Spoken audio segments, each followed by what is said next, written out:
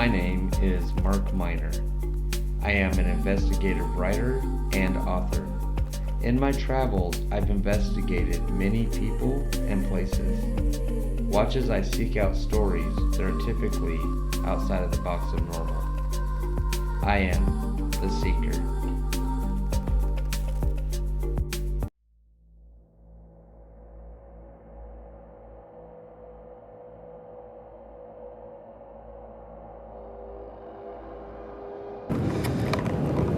Alright everybody, we are at the Lone Fir Cemetery here in Portland, Oregon. So why did I want to come here is, well, we've been doing this episodes on cemeteries, and to pass this one up would be kind of silly because this is the oldest cemetery in Oregon. So there are over 25,000 people buried here. 10,000 of them are unmarked. So we're trying to I guess they're trying to figure out digging up the bodies or whatever. I don't know. Trying to figure out where the bodies are. So we do have rules here. We're not gonna read that. I'll place some flowers and stuff. Do not burn incense and candles, people. I guess people do that. Anyways, so I do have some research on this. Let me go ahead and pull it up on my phone. Oops.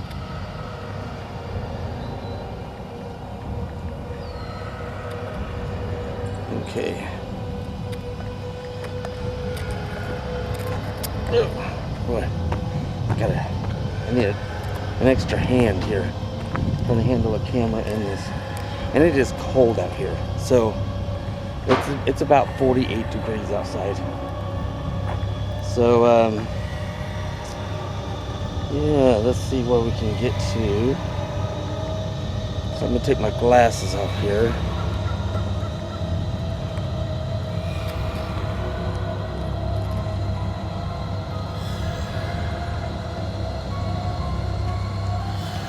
Okay. So let's see where I get some information.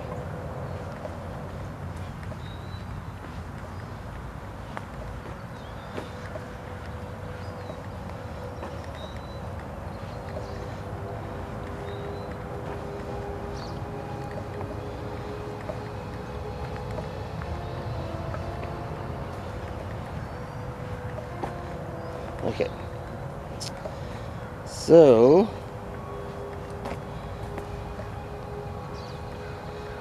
it says Lone Fir has a eerie beauty about it. Lush trees and finely manicured grass frame the land during the summer months and beyond. So we'll kind of pan around. Visitors walk through the natural beauty of the lands and experience the rich history of the cemetery. The first recorded grave dates back to 1846, and before the land became established as a cemetery in 1855. Because of its old age, it is on the National Register of Historic Places in 2007. Within the cemetery's 30 acres, there are over 25,000 graves, of which 10,000 are unidentifiable due to years and years of poor maintenance, which is what we talked about. Many graves house politicians, mayors, famous people from Portland's past. The cemetery's first owner, James Stevens, purchased the land claim from the east bank of the Willamette River. In those days, it was the Stevens family farm. Soon, I don't know where you guys want to go. This is going to be a large cemetery. So soon after the Stevens family built their farm, Emmer Stevens, James' father, died. Emmer put his heart and soul into the land, and his family couldn't bear the thought of laying him to rest anywhere else. 8 years after Emmer's untimely death, a steamboat owner by the name of Colburn Barrel made the Stevens family an offer they could not refuse. It was James Stevens accepted Barrow's offer on the condition that his father's grave continued to be maintained. Barrow accepted James Stevens' terms and took over ownership of the land in 1854. Unfortunately for Barrow, the steamboat Gazelle, which he and his partner Crawford Dobbins owned, exploded just outside Oregon City that same year. According to newspapers, workers began loading freight into the Gazelle around 7 o'clock in the morning. A little after 7, they heard a strange noise coming from the boiler room just before the vessel exploded, killing 24 people and injuring most of the remaining crew. So,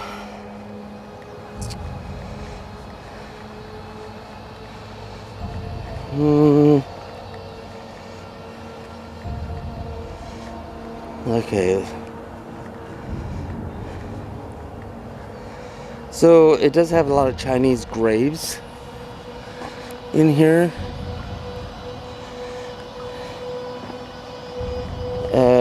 They were moved over and over again and eventually built over. So originally they buried them in the Lone Fir, which is this one, for a short time before they were shipped off to their home country. Their bodies were all shipped off. Let's go over here. That's pretty bad. Oh, after which a storage building was built over their graves. In 2004, an archaeological study found that at least 2 Chinese immigrants never went home. In 2007, the city removed the building and connected that portion of the land with the rest of the grounds. On further study, the archaeological team discovered 50 more bodies. Worse still, these bodies were the mental patients from James Hawthorne's Oregon Hospital for the insane. Today the area is sectioned off and visitors are aware of who is buried on the eastern edge of the cemetery. Wow. So then it just goes on and talks about who's buried in here. And I'm sure, wow, check that out, guys. I'm sure you can do your own research and just look up Lone Fir, F-I-R, Cemetery, Portland, Oregon.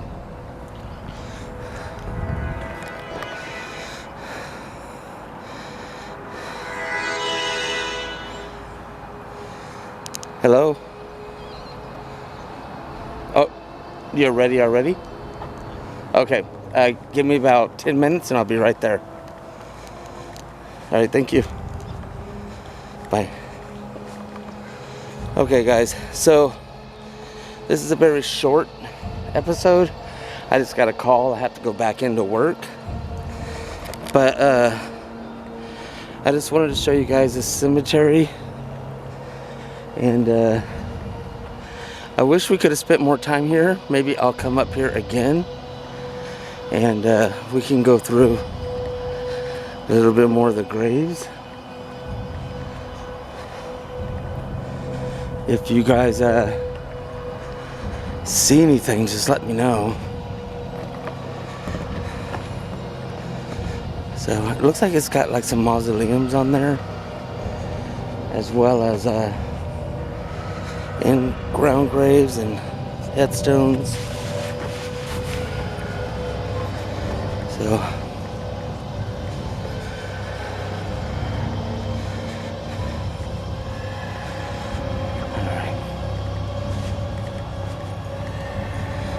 looks like an old tree was taken out here. Wow, they took a big old tree out.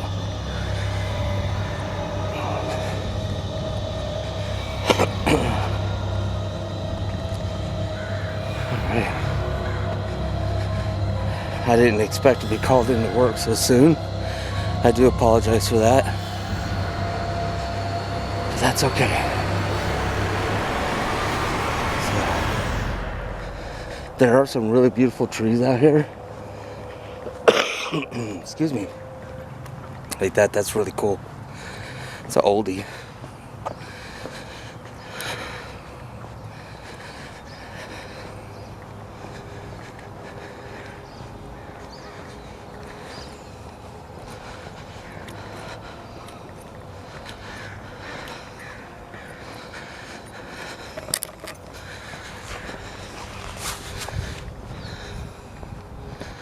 Big old black ball on that one. That's really cool. Some of these gravestones are so beautiful.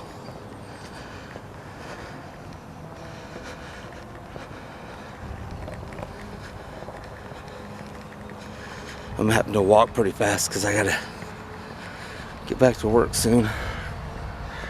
And I'm in Portland, so it takes forever to get somewhere.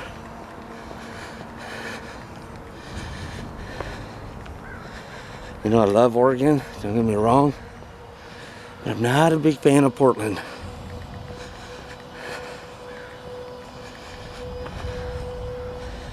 So what we'll do is we'll make this like part 1 of Lone Fir Cemetery, and I'll put a little bit of information on who is buried here, and then we'll do a part 2. I'll come back up here and do a part 2, and we can kind of go from there. So I am going to let you guys go. Again, I'm sorry this is short, but I'll do like a little bios of famous people who are buried here along with this little video, and then I'll come back and do a part 2, and we'll go over this graveyard real extensively. Okay, so I do appreciate you guys. Stay weird, and I'll talk to you soon. Alright guys, so there's a lot of stories about this cemetery, but I want to bring you one in particular. It's about Emma Merlinton. So if you take a walk through the rows of headstones, you might stumble upon the grave of a French courtesan, Anne Jeanne Tegre-Lecoz, better known as Emma Merlinton, who was a 35-year-old French courtesan. She was born on November 8, 1850 in France. She and her family immigrated to the United States when she was around 5 or 6 years old. She lived in a very upscale neighborhood with her husband for many years before he decided to run off with another woman to New York. This left Merlinton with no money to her name and no way to support herself. Rather than waiting around, she decided to start her own business and become a high-class prostitute. Becoming a prostitute worked well with the area because it was filled with upper-class hotels and saloons. Early in the 1880s, prostitution was not frowned upon like it is today. Working women could walk the streets without fear of social rebuke. Merlinton was not only famous for her incredible beauty, but also for nabbing the wealthiest and most prominent customers in the area. She was very popular with women of all socio-economic backgrounds. Merlinton would often hold garden parties at her home, which were always the talk of the town. You can imagine how unfathomable it would be to the people who knew her that anyone would want to hurt her for any reason. But that is exactly what happened to her.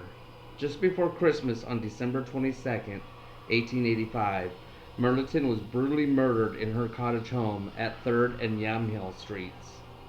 On that fateful night, it was raining and dreadfully cold, wrote the Oregonian. A police officer, tightening his jacket against the bitter winter wind, heard screaming coming from a nearby cottage. When entering the cottage, the police officer saw the body of Erla Merlinton partially under her bed. Blood was everywhere, he reported. It looked as though she had been bludgeoned to death.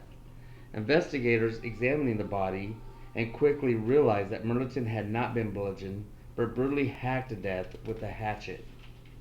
She had 12 wounds on her head and wounds on her arms. Clearly, investigators reported, she fought for her life with all she had. Later on, investigators spoke to a close friend of Merlinton, known only as Amelia. Amelia reported arriving home just after 11 p.m. Around that time, she heard Merlinton greet an individual in her rooms.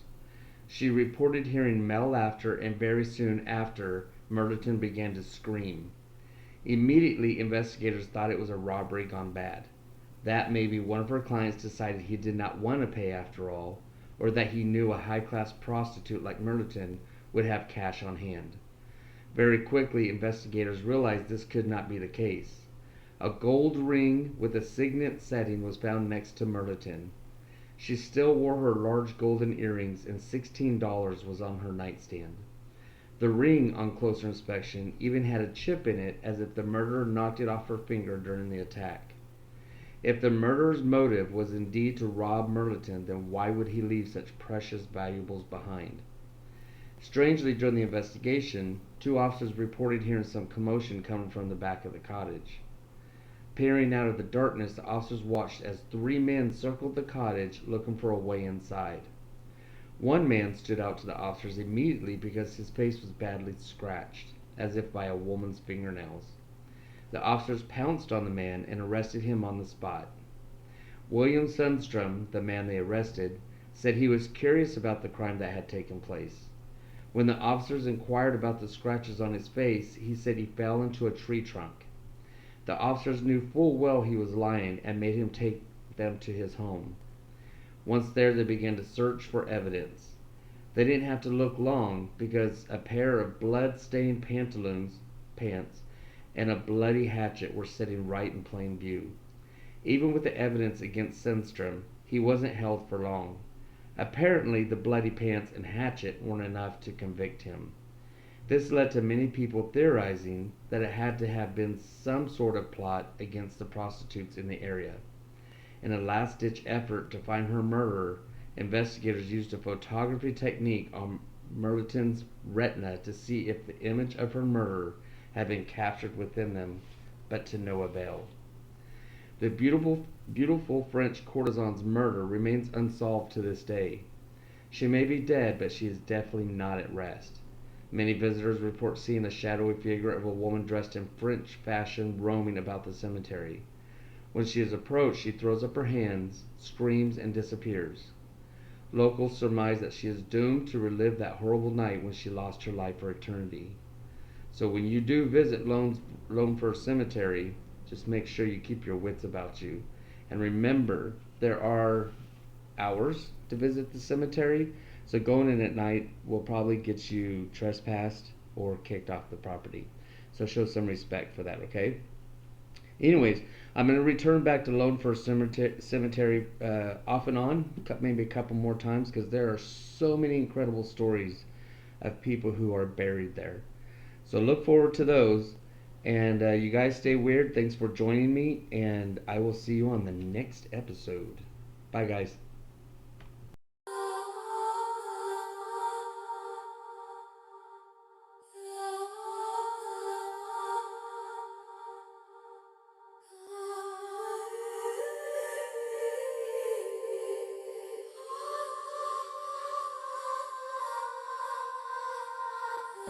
Oh,